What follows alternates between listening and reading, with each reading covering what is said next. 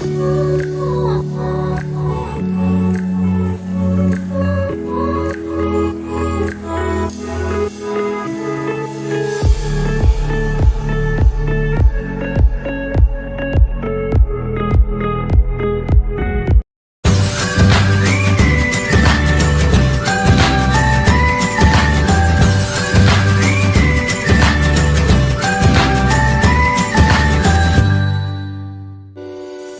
Friends, இன்றைக்கி நம்ம முருங்கைக்கீரை பொரியல் எப்படி பண்ணணும்னு சொல்லிட்டு தான் பார்க்க போகிறோம்.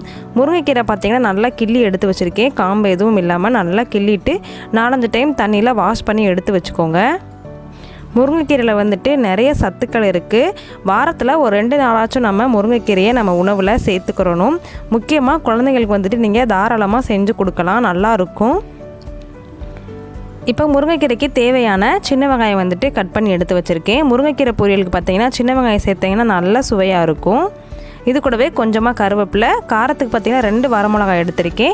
லாஸ்ட்டாக நம்ம சேர்க்குறதுக்காக தேங்காய் வந்துட்டு திருவி எடுத்து வச்சுருக்கேன். இனி நம்ம முருங்கைக்கீரை பொரியல் பண்ண ஸ்டார்ட் பண்ணிடலாம். இதுக்கு ஒரு கடாய் அடுப்பில் வச்சுருக்கேன். கடாய் நல்லா ஹீட் ஆனதும் தேவையான அளவுக்கு நல்லெண்ணெய் சேர்த்துக்கலாம். எண்ணெய் நல்லா காஞ்சதும் 1 டேபிள் ஸ்பூன் அளவுக்கு சீரகம் சேர்த்துக்கோங்க. சீரகம் நல்லா பொரிஞ்சதும் 1 கொத்த அளவுக்கு கருவேப்பிலை சேர்த்துக்கோங்க. கூடவே கட் பண்ணி வச்சுருக்க 2 வரமிளகாவையும் ஆட் பண்ணிக்கலாம்.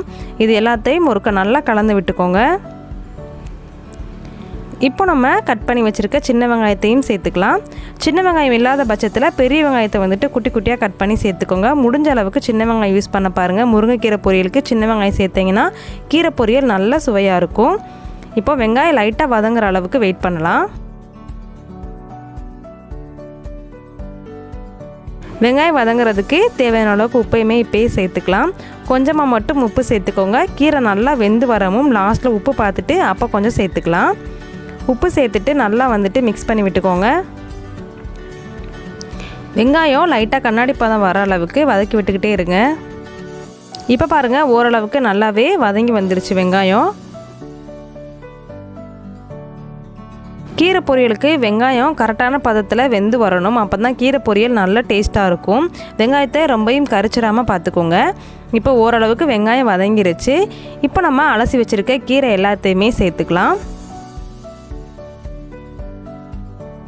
கீரை பார்த்திங்கன்னா நம்ம பார்க்குறதுக்கு அதிகமாக இருக்கும். ஆனால் வெந்து வர்றப்ப பார்த்திங்கன்னா குவான்டிட்டி வந்துட்டு ரொம்ப கம்மியாயிரும். இப்போ அடியில் உள்ள வெங்காயம் எல்லாத்தையுமே வந்துட்டு மேலாப்பில் வர்ற அளவுக்கு கிண்டி விட்டுட்டே இருங்க. ஸ்டவ் பார்த்தீங்கன்னா மீடியம் ஃப்ளேமில் வச்சுட்டு நல்லா கிளறி கொடுத்துட்டே இருங்க.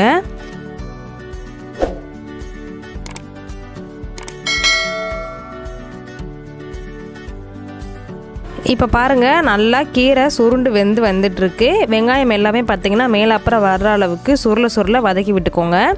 கீரையில் வந்துட்டு ஸ்டார்டிங்லேயே தண்ணி ஊற்றிடக்கூடாது. முக்கியமாக எந்த கீரை சமைச்சாலும் மூடி போட்டு வேக வைக்கக்கூடாது. இப்போ இது ஒரு 5 நிமிஷத்துக்கிட்டக்க இருக்கட்டும். இப்போ மறுபடியும் இந்த மாதிரி கிளறி கொடுத்துக்கோங்க. 2 செகண்டுக்கு ஒருக்க அந்த மாதிரி நீங்கள் கிளறி கொடுத்துக்கிட்டே இருங்க. கீரை பாருங்கள் நல்லா வதங்கி வந்துருச்சு. இப்போது கீரை வேகிறதுக்கு தேவையான அளவுக்கு தண்ணி சேர்த்துக்கலாம். தண்ணி ரொம்பவுமே சேர்க்க வேணாம், கம்மியாக மட்டும் சேர்த்துக்கோங்க. அதாவது கையில் வந்துட்டு தெளித்து விடுங்க. அந்த தண்ணியிலே பார்த்திங்கன்னா கீரை நல்லாவே வெந்திருக்கும். ஆல்ரெடி பார்த்திங்கன்னா கீரையிலையுமே தண்ணி விட்டு வரும். ஸோ கரெக்டாக இருக்கும். இப்போ பாருங்கள், நல்லா சுருள நம்ம இந்த மாதிரி வதக்கி எடுத்தாச்சு. நம்ம ஊற்றின தண்ணி பார்த்திங்கன்னா கரெக்டாக இருந்துச்சு கீரை வெந்து வர்றதுக்கு. இன்னுமே பார்த்திங்கன்னா ஸ்டவ்வை மீடியம் ஃப்ளேமில் வச்சுட்டு சுருள வதக்கி விட்டுக்கோங்க. லாஸ்ட்டாக பார்த்திங்கன்னா நம்ம திருகி வச்சுருக்க தேங்காயை சேர்த்துக்கலாம். தேங்காய் போட விருப்பம் இல்லாதவங்க இந்த ஸ்டேஜில் ஒரு 2 முட்டையை மட்டும் நீங்கள் உடச்சி சேர்த்துக்கோங்க. அதுவுமே பார்த்திங்கன்னா இன்னும் டேஸ்ட் அதிகமாக இருக்கும். முட்டை பிடிக்காதவங்க தேங்காய் துருவல் ஆட் பண்ணிக்கோங்க. தேங்காய் துருவல் சேர்த்துட்டு நல்லா கிளறி கொடுத்துக்கோங்க. தேங்காய் துருவல் சேர்த்துட்டு ரொம்ப நேரம் அடுப்பில் இருக்கணும்னு அவசியம் இல்லை. டக்குன்னு வந்துட்டு நீங்கள் ஸ்டவ்வை ஆஃப் பண்ணிக்கோங்க. லைட்டாக அந்த சூட்லேயே தேங்காய் துருவல் வெந்தால் போதும். டேஸ்ட்டு பார்த்திங்கன்னா சூப்பராக இருக்கும். இப்போ பாருங்கள், நல்லா வந்துட்டு சுருள நம்ம வதக்கி எடுத்தாச்சு. இந்த முருங்கைக்கீரை பொரியல் பார்த்திங்கன்னா வெறுமனே சாப்பாட்டில் கூட நம்ம பிசைஞ்சு சாப்பிட்லாம். சாம்பார் சாதம், புளிக்குழம்புக்கெலாம் பார்த்திங்கன்னா சூப்பரான காம்பினேஷன். அவ்வளோதான். பாருங்கள், நல்லா நம்ம ட்ரை ரோஸ்ட் பண்ணிட்டோம் முருங்கைக்கீரையை. இனி நம்ம இதை ஒரு பவுலில் சர்வ் பண்ணிக்கலாம். அவ்வளோதாங்க, சூப்பரான முருங்கைக்கீரை பொரியல் நம்ம ரெடி பண்ணி முடிச்சிட்டோம். கண்டிப்பாக அந்த பொரியலை நீங்கள் உங்கள் வீட்டில் ட்ரை பண்ணி பாருங்கள். ட்ரை பண்ணி பார்த்துட்டு எப்படி இருந்துச்சுன்னு உங்கள் ஃபீட்பேக்கை மறக்காமல் என்னோட கமெண்ட் செக்ஷனில் ஷேர் பண்ணுங்கள். என்னோட வீடியோ உங்களுக்கு பிடிச்சிருந்துச்சு அப்படின்னா என்னோட சேனலை லைக், ஷேர், கமெண்ட் பண்ணிக்கோங்க. கூடவே பக்கத்தில் இருக்க பெல் ஐக்கானையும் கிளிக் பண்ணிக்கோங்க. அப்போ தான் நான் போடுற வீடியோஸ் எல்லாமே உங்கள் நோட்டிஃபிகேஷனில் வரும். நீங்களும் வீடியோவை மிஸ் பண்ணாமல் பார்ப்பீங்க. அடுத்து ஒரு சூப்பரான ரெசிபி இல்லை சூப்பரான கண்டென்ட்டோட நான் உங்களை மீட் பண்ணுறேன். அது வரைக்கும் பாய்.